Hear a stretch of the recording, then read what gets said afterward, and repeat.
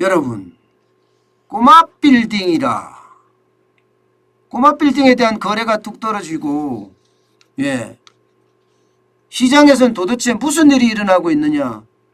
이렇게 관심을 가질 수밖에 없는 그런 기사들이 자주 뜹니다. 요즘은.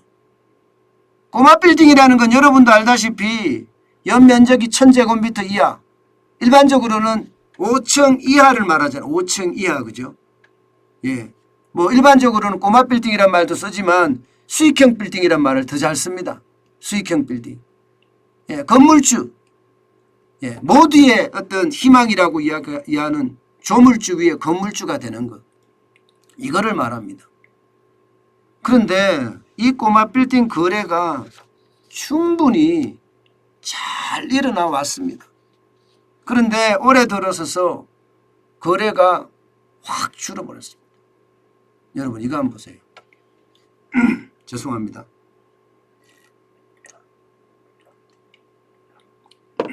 이거 한번 보세요.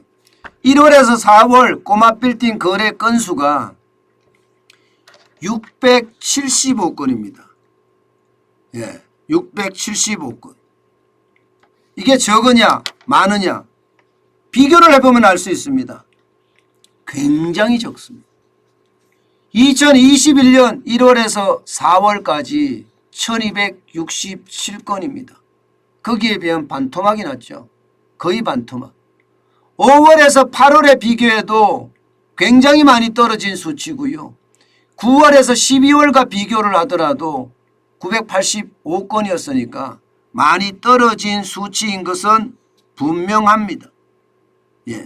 적어도 말입니다.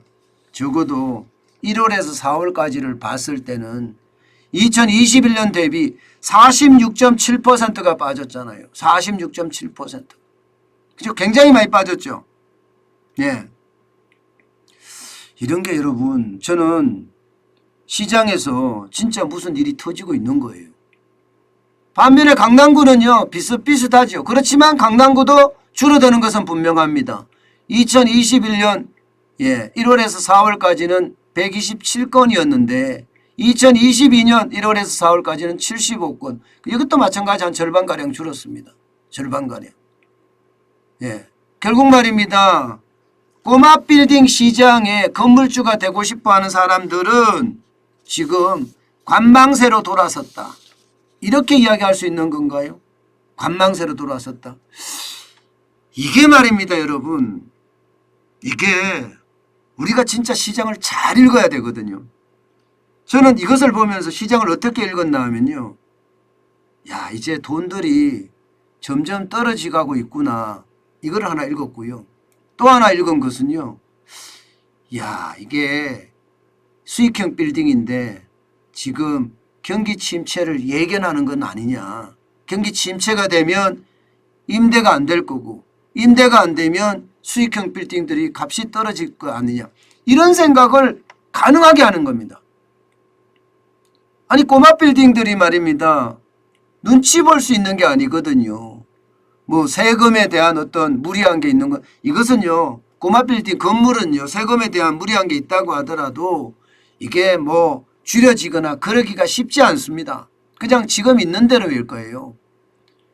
집이 한 채, 두 채 있으면 아니면 한 채, 두 채, 세 채 있으면 양도세도 내려주고 보유세도 내려주고 심지어 취득세도 내려주니까 집은 관망세로 기다린다고 이야기하지만 꼬마 빌딩은 상황이 다르거든요. 오죽했으면 조물주 위에 건물주라고 말이 나왔겠습니다. 조물주 위에 건물주. 심지어는 간물주라고 돼요. 간물주. 간물주. 신이라는 이름을 앞에 집어넣어서 간물주라고도 해요. 그런데 여기가 줄어든다는 것은 두 가지로 해석할 거는 거예요. 두 가지로. 돈이 없거나. 근데 돈이 없는 것 같지는 않거든요. 왜냐하면 통화량이 계속 늘어나니까. 결국은 말입니다. 시장이 침체한다고 이렇게 읽는 거예요. 시장이 침체한다고. 여기에다가 왜 침체하느냐? 아마도 말입니다. 금리가 너무 많이 오르기 때문이 아닌가 그렇게 추측은 해봅니다. 왜냐하면 지금 돈을 빌리려고 그러면요. 아무리 적게 빌려도 주택담보대출 고정금리가 6.52%입니다. 그런데 여러분 보세요.